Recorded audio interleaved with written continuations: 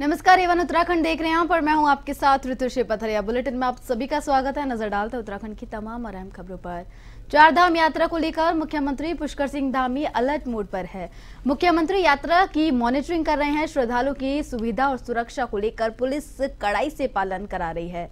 SSP Ajay Singh ने कहा कि ऋषिकेश और हरिद्वार से श्रद्धालु चारधाम यात्रा के लिए रवाना हो रहे हैं। ऑनलाइन रजिस्ट्रेशन सुचारू रूप से चल रहा है। अजय सिंह ने कहा कि कुछ ऐसे भी श्रद्धालु यात्रा में आ रहे हैं जिनका रजिस्ट्रेशन या स्लॉट नहीं मिलता है, फिर भी वे ऋषिकेश और हरिद्वार आ रहे हैं। उन श्रद्धालुओं के लिए ऋषिकेश और हरिद्वार में ठहरने की व्यवस्था की गई है। श्रद्धालु के रजिस्ट्रेशन होते ही उन्हें चारधाम यात्रा की ओर रवाना किया जा रहा है।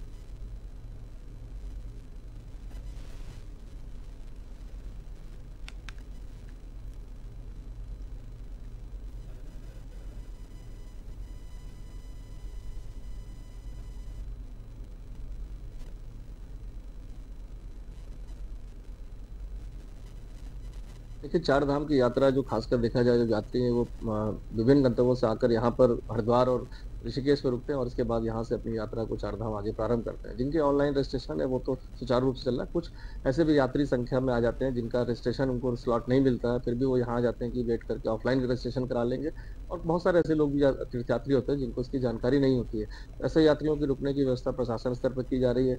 हरिद्वार और देहरादून में खासकर ऋषिकेश में ट्रांजिट कैंप बनाया गया जहाँ पर उनकी व्यवस्थाएं की जा रही है और जैसे उनको रजिस्ट्रेशन ऑफलाइन का स्लॉट मिल रहा है उसके बाद वो बुकिंग करके उनको आगे अपने गंतव्य स्थान पर भेजा जा रहा है। विश्व रक्तदाता दिवस पर गदरपुर के 15 बटालियन एनडीआरएफ परिसर में रक्तदान शिविर लगाया गया। कमांडेंट सुदेश कुमार दराल के नेतृत्व में इस रक्तदान शिविर का आयोजन किया गया, जिसमें रुद्रपुर की जीसीआई संस्था, कृष्ण अस्पताल काशीपुर और 15 बटालियन एनडीआरएफ के कर्मचारी अधिकारी मौजूद रहे। शिविर में 100 यूनिट से अधिक रक्त एकत्रित किया गया। इस मौके पर कमांडेंट सुदेश कुमार दराल ने कहा कि प्रतिवर्ष हजारों जानें सड़क दुर्घटना में जाती है। जहां रक्त की आवश्यकता पड़ती है, ऐसे में हर किसी को रक्तदान करना चाहिए।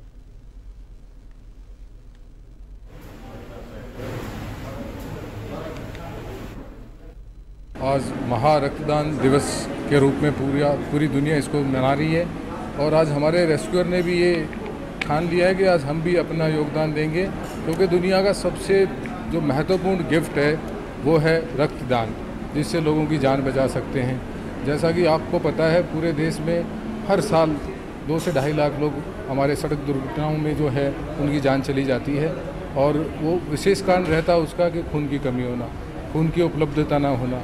तो इसी को मद्देनज़र रखते हुए हम हर साल हमारे जवान जो है रक्तदान शिविर का आयोजन हम लोग, और आज ये रक्तदान शिविर हमने अपना जानते हैं, आज हमारा ये जो आयोजन हो रहा है वो जेसीआई रुद्रपुर क्वीन के साथ और कृष्णा हॉस्पिटल रुद्रपुर के सहयोग से हमारे जवान ये रक्तदान शिविर का आयोजन हम लोग कर रहे हैं।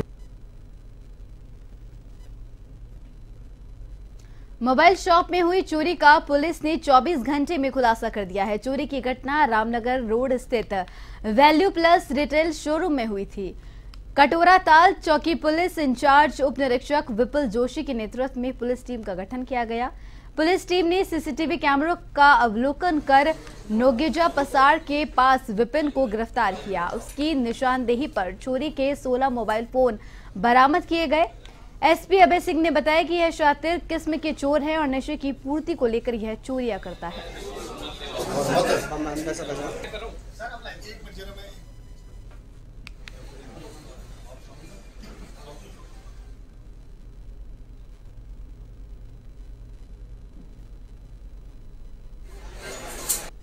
जिंदल जी की कोठी के सामने वैल्यू प्लस इलेक्ट्रॉनिक्स की दुकान है। दिन के लगभग 10:30-11 बजे करीब में जब वो दुकान खुलती है और जो वहाँ पे काम करने वाले कर्मचारी हैं वो ये देखते हैं कि जो स्टोर है उसका काफ़ी सामान गायब है और एक वहाँ पे स्पेस बना करके और उसमें ट्रेसपास किया गया है। इसकी सूचना उनके द्वारा हमें दी गई। तत्काल इंस्पेक्टर काशीपुर चौकी प्रभारी कटोरा ताल मौके पे पहुंचे, जा करके बृहद तरीके से मौका मुआयना किया गया। घटना स्थल से काफ़ी चीज़ें स्पष्ट हुई। उसी को ध्यान में रख करके साथ में एसओजी की टीम भी हमने संलग्न करी और बहुत सारे सीसीटीवी कैमरे देखे, जिसमें कुल अभियुक्त के द्वारा 14 मोबाइल जो वैल्यू प्लस का स्टोर था वहाँ से गायब की गई थी।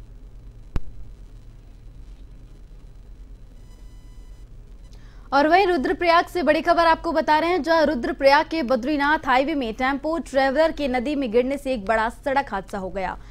टेम्पो में करीब 23 यात्री सवार थे। राज्य आपदा प्रतिक्रिया बल और पुलिस की टीम बचाव कार्य में जुटी हुई है। इस हादसे में 12 लोगों की मौत हुई है। घायलों को टीम एम्बुलेंस के जरिए अस्पताल पहुंचा रही है। राहत बचाव कार्य जो है लगातार जारी है। उत्तराखंड के मुख्यमंत्री पुष्कर सिंह धामी ने एक्स पर पोस्ट कर लिखा, जनपद रुद्रप्रयाग में टेम्पो ट्रेवलर दुर्घटना पर दुख जताया है।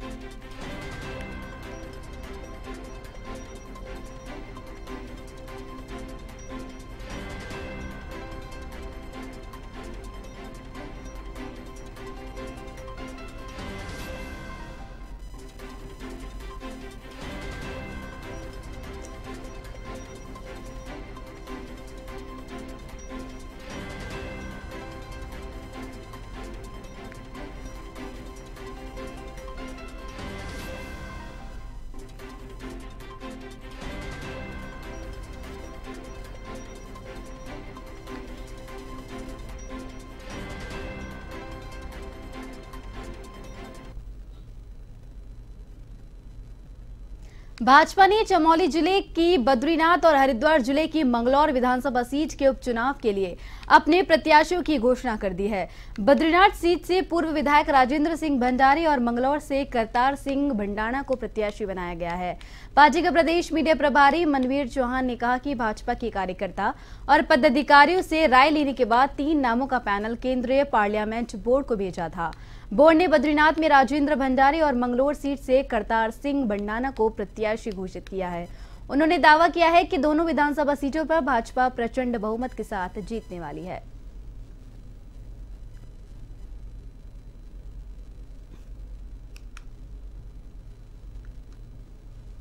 जनता पार्टी ने अपने कार्यकर्ताओं की रायशुमारी और हमारे वरिष्ठ जो भारतीय जनता पार्टी के पदाधिकारी हैं उस क्षेत्र में, और वहां पर क्षेत्रीय संतुलन की रायशुमारी करते हुए जो नाम 3 नामों का पैनल केंद्रीय पार्लियामेंट्री बोर्ड को भेजा था प्रदेश पार्लियामेंट्री बोर्ड के द्वारा, उन नामों में से हमारे बद्रीनाथ के लिए आदरणीय राजेंद्र भंडारी जी को और मंगलौर विधानसभा के लिए करतार सिंह भंडाणा जी को प्रत्याशी घोषित किया है। और निश्चित रूप से बहुत ही मजबूत कंडे भारतीय जनता पार्टी के द्वारा घोषित किए गए हैं और दोनों सीटों को हम प्रचंड बहुमत के साथ जीतेंगे, हम सबकी उम्मीद है।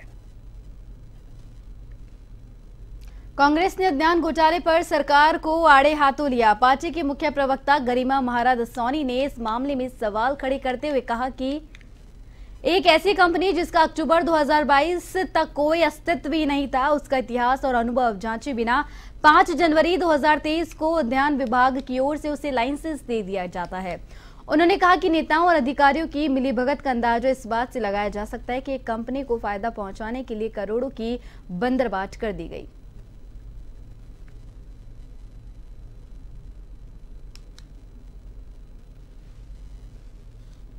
देखिए, काफी सालों से उद्यान घोटाले ने राज्य को परेशान करके रखा हुआ है। भ्रष्ट अधिकारियों की पूरी जमात उद्यान घोटाले में एकत्रित है। नेताओं के अधिकारियों की मिलीभगत का ये आलम है कि अर्निका ट्रेडर्स एक ऐसी कंपनी जो अक्टूबर 2022 तक अस्तित्व में ही नहीं थी, उसको 5 जनवरी 2023 को बिना अनुभव देखे, बिना उसका इतिहास खंगाले एक बड़ा काम सौंप दिया गया, लाइसेंस दे दिया गया, महंगी दरों में उससे पौधा खरीदा गया, 150 का पौधा 400 में खरीदा गया, और कहीं ना कहीं बावेजा का तो इसमें हाथ शामिल है ही। लेकिन आप ये देखिए कि रानीखेत के विधायक भाजपा के प्रमोद नैनवाल के भाई सतीश नैनवाल का नाम भी इसमें शामिल बताया जा रहा था, और इस कंपनी को उत्तरकाशी, नैनीताल, रुद्रप्रयाग, अल्मोड़ा तमाम जिलों में पौधे बेचने का काम दिया गया। ईद को लेकर जसपुर कोतवाली परिसर में मुस्लिम समुदाय के लोगों और क्षेत्र के जनप्रतिनिधियों के साथ अमन कमेटी की बैठक की गई, जिसमें अपर पुलिस अधीक्षक काशीपुर, अधिशासी अधिकारी नगरपालिका जसपुर और विद्युत विभाग के कर्मचारियों के साथ साथ जल संस्थान विभाग के अधिकारी मौजूद रहे। बैठक में त्योहार को शांतिपूर्ण तरीके से बनाने पर जोर दिया गया। अपर पुलिस अधीक्षक काशीपुर अभय सिंह ने बताया कि ये पुरानी परंपरा है, जब कोई त्योहार आते हैं तो पुलिस और समाज के लोगों के साथ मीटिंग की जाती है। और क्या नहीं करते हैं, एक जन क्या करता है। और पुलिस के बीच में एक स्थापित परंपरा है कि जब भी कोई महत्वपूर्ण पर्व त्यौहार आते हैं तो ऐसी स्थिति में एक जो समाज के मौजूद लोग हैं उनके साथ मीटिंगें की जाती हैं और जो स्थापित परंपराएं हैं उन्हीं के अनुसार उन त्योहारों को मनाने का मकसद रहता है, जिससे कि कोई नई परंपरा न पड़े और समाज में शांति व्यवस्था प्रभावित न हो। चूँकि आपको विदित है कि विनसर में हुई आग की घटना को लेकर उत्तराखंड के प्रमुख वन संरक्षण धनंजय मोहन अल्मोड़ा पहुंचे। उन्होंने वन अग्नि के हताहत हुए 4 लोगों के परिजनों से भी मुलाकात की। इसके बाद धनंजय मोहन ने विनसर में आग की घटना का जायजा भी लिया। उन्होंने कहा कि ये बड़ा हादसा हो गया है, जो बड़ी दुखद घटना है। उन्होंने कहा वन कर्मियों ने आग को बुझाने के प्रयास किया है। धनंजय मोहन ने कहा कि मुख्यमंत्री जी के निर्देश अनुसार पीड़ित परिवारों को हर संभव मदद दी जा रही है।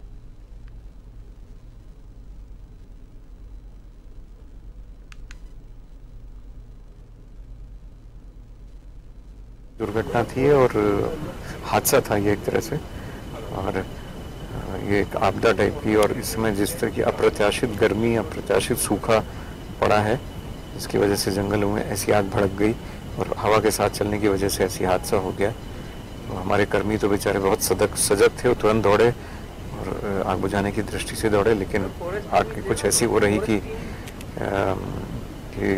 उन्हें एकदम से झटके से निकल गई एकदम से। तो अभी तो हम जो 4 हमारे जो घायल हैं इसमें सीरियसली सबको वहाँ पहुँचा दिया गया है दिल्ली में। उधम सिंह नगर के एसएसपी मंजुनाथ टीसी ने गदरपुर में वाहन चोरी का खुलासा किया। पुलिस ने बाइक चोर के गिरोह के 2 युवकों को गिरफ्तार कर चोरी की 11 बाइक भी बरामद की है। पकड़े गए बाइक चोर बाइकों को नेपाल में बेचने की फिराक में थे। वरिष्ठ पुलिस अधीक्षक मंजुनाथ टीसी ने कहा कि गदरपुर पुलिस को एक वाहन चोरी होने की तहरीर प्राप्त हुई थी। गदरपुर पुलिस टीम को 2000 रुपए के इनाम की घोषणा की और कांस्टेबल इरशादुल्ला खान और सब इंस्पेक्टर मुकेश मिश्रा को मैन ऑफ द मंथ के लिए नामित किया गया है।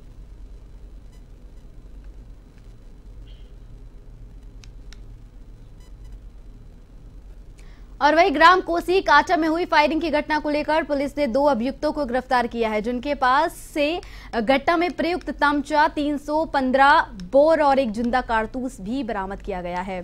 ग्राम कोसी काटा रतनपुर निवासी हरदयाल सिंह ने कोतवाली में तहरीर देकर बताया कि कुछ लोगों की ओर से जान से मारने की नियत से उसके सर पर हमला कर दिया गया था। मुखबिर से मिली सूचना के आधार पर घटना में शामिल लोगों को कोसी कट से 50 मीटर पहले मनके घाट के पास से गिरफ्तार किया गया है।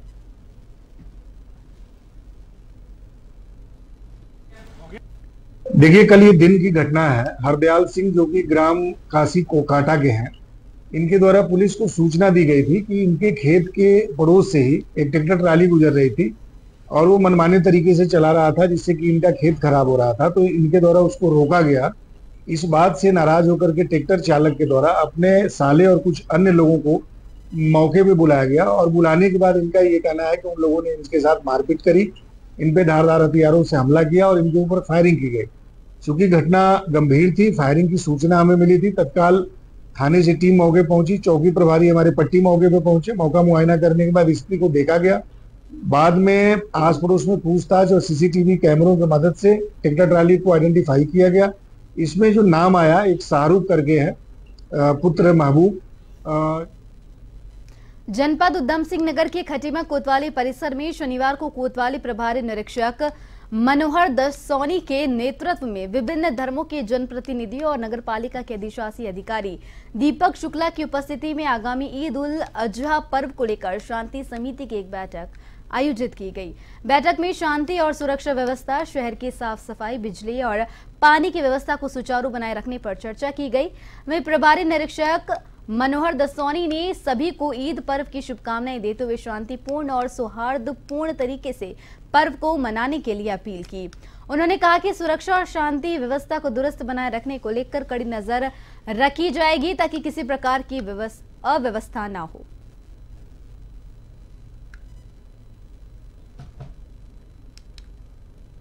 शहर के जो मौजूद लोग हैं, सभी धर्मों के, सभी समुदायों के लोगों की थाना खटीमा में एक शांति कमेटी की मीटिंग आयोजित की गई थी, जिसमें शहर के सभी मौजूद लोग आए थे। आगामी ईद के पर्व को लेकर कुछ बातें जो अमन चैन शांति की हो सकती थी वो की, और कोई भी समस्या छोटी मोटी आने पर आपस में सुलझा लेने की बात पर आपस में एग्री हुए सभी लोग कि किसी प्रकार की भी कोई शांति व्यवस्था शहर की हम चीज़ें हम खराब नहीं होने देंगे। और कोई ऐसा इशू भी आता है तो जो ऐसे लोग होंगे जो इस तरह की हरकतें करेंगे कि शांति व्यवस्था में विघ्न पैदा करें, उसके लिए कानून अपना काम करेगा। हमारा सहयोग ईद के पर्व पर समाज के जो मौजूद लोग हैं सबके साथ हैं, शहर के साथ हमारा सहयोग बरकरार रहेगा और ईद की बहुत बहुत शुभ सफाई करवाई जाएगी ताकि किसी भी नमाज पढ़ने वाले व्यक्ति को कोई असुविधा न हो। से अभी वर्तमान में कूड़ा निकल रहा है तो उनको सूखने के बाद ही कूड़ा हटाया जाए, क्योंकि अगर एकदम कूड़ा हटा दिया जाएगा तो उससे गंदा पानी शहर में रहता है, उससे परेशानी और निकलने वाले कूड़े को लगातार नगरपालिका द्वारा साफ किया जाता है। गर्मी के मौसम में नगरपालिका परिषद खटीमा द्वारा 60 वाटर कूलर जो विभिन्न स्थानों पर लगाए गए हैं और जो सुचारू रूप से चल रहे हैं स्थापित करवा दिए गए हैं। इसी के साथ साथ जो हमारे हैंडपम्प हैं जिनकी संख्या लगभग 300 के आसपास वो भी चल रहे हैं। आगामी वर्षा ऋतु को देखते हुए शहर के सभी छोटे नालों की मैनुअल सफाई करवाई जा रही है, नाला सफाई गैंग लगा दी गए। बड़े नालों की सफाई के लिए उत्तराखंड के वनों में लगातार भीषण अग्निकांड को लेकर अब वन विभाग की आंखें खुलती नजर आ रही है। उत्तराखंड के प्रमुख वन संरक्षण धनंजय मोहन ने अल्मोड़ा पहुंचने पर बड़ा बयान देते हुए कहा कि 40 साल से वनों की फायर लाइन का कार्य बंद था, जिसको अब पुनः चालू किया जाएगा। उन्होंने कहा कि फायर लाइन को शुरू होने से आग पर एक बड़ी राहत मिलेगी। आपको बता दें कि 40 वर्ष पहले वन विभाग की ओर से फायर सीजन आने से पहले वनों में फायर लाइन का काम हुआ करता था, जो अब बंद हो गया है, जिससे वनों में हो रही इस तरह की आग की घटनाएं नहीं हुआ करती थी। हालांकि उत्तराखंड में अल्मोड़ा में हुए भीषण अग्निकांड को लेकर मुख्यमंत्री पुष्कर सिंह धामी ने सख्त कार्रवाई करते हुए 3 IFS को निलंबित कर दिया था।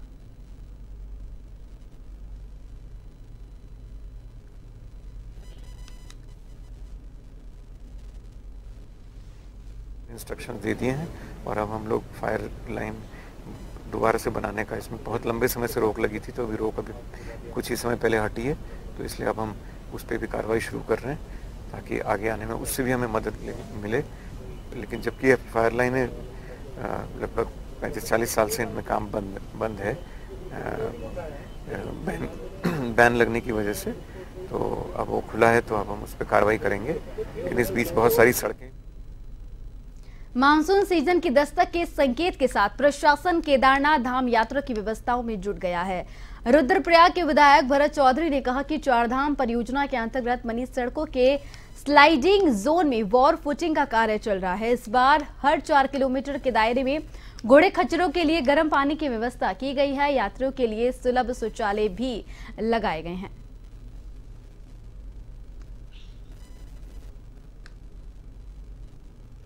बहुत ही बड़े स्तर पे तैयारियां की जा रही हैं। चारधाम परियोजना के अंतर्गत जो सड़कें बनी थी उसमें जितने भी स्लाइडिंग जोन हैं वहां पर इस समय वार फुटिंग पे काम चल रहा है और हमारी ये कोशिश है कि मानसून पूरी तरह से तो किसी के नियंत्रण में नहीं होता, लेकिन उसके बावजूद ये कोशिश रहेगी कि अगर सामान्य मानसून रहता है तो उससे जो है सड़कें बाधित न हो।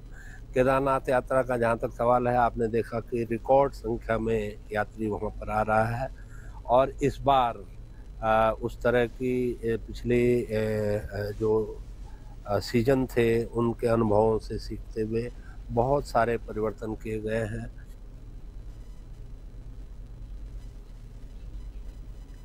यूपी की तर्ज पर अब उत्तराखंड में भी किसान बड़े बदलाव के मूड में है। भारतीय किसान यूनियन के भानुगुच के प्रदेश अध्यक्ष अविनाश चौहान ने बताया कि किसानों ने बिल माफ करने और राज्य स्तर पर किसान आयोग का गठन की मांग की है। हरिद्वार में वीआईपी घाट पर चल रहे भारतीय किसान यूनियन के अधिवेशन में बड़ी संख्या में किसान भाग ले रहे हैं।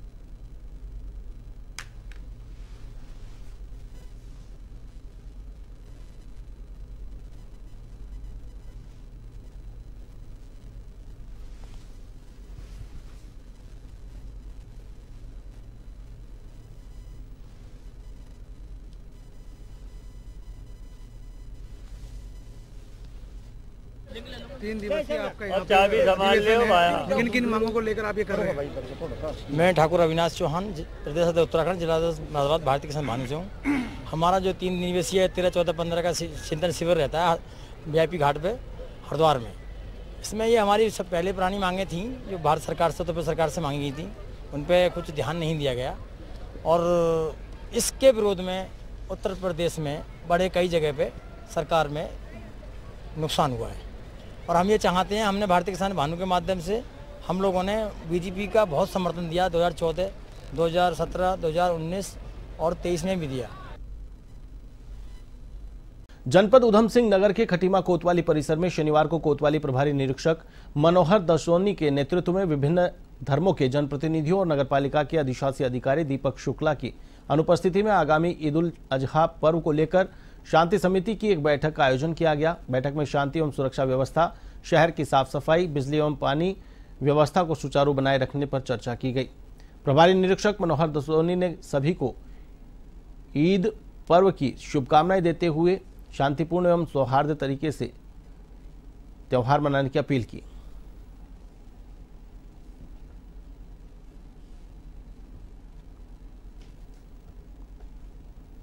शहर के जो मौजूद लोग हैं, सभी धर्मों के, सभी समुदायों के लोगों की थाना खटीमा में एक शांति कमेटी की मीटिंग आयोजित की गई थी, जिसमें शहर के सभी मौजूद लोग आए थे।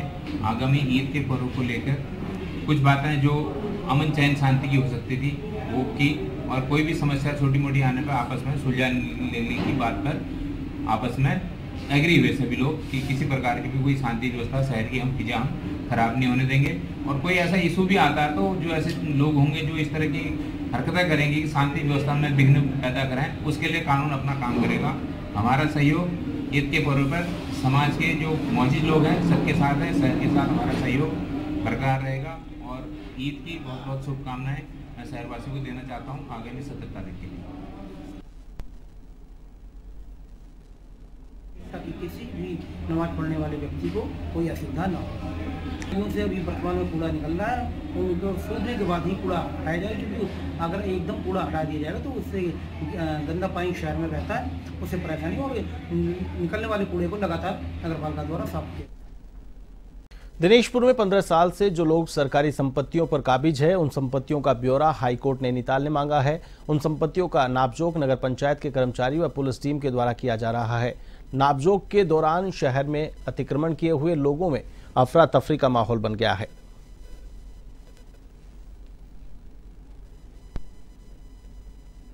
माननीय उच्च न्यायालय नैनीताल द्वारा स्वतः संज्ञान लिया गया है कि पूरे प्रदेश में जिन जिन सरकारी संपत्तियों पे चाहे किसी सभी विभागों की कि पिछले 15 सालों से अधिक के जो लोग काबिज लोग हैं, उन लोगों की माननीय उच्च न्यायालय ने जो है सबका एक डाटा मांगा है कितने लोग काबिज हैं। तो उसी प्रकार उसी के आदेश के क्रम में हम लोग यहाँ पे जो हमारी सरकारी संपत्ति पे जो नगर पंचायत की सरकारी राज की संपत्ति है उन पे कितने लोग काबिज हैं उनका जो है सर्वे का काम में चल रहा है। हमारी जो 1984 में हमारी नगर पंचायत का गठन हुआ था उसमें हमें लगभग 26 एकड़ के आसपास लगभग हमें ज़मीन अलॉटमेंट हुई थी।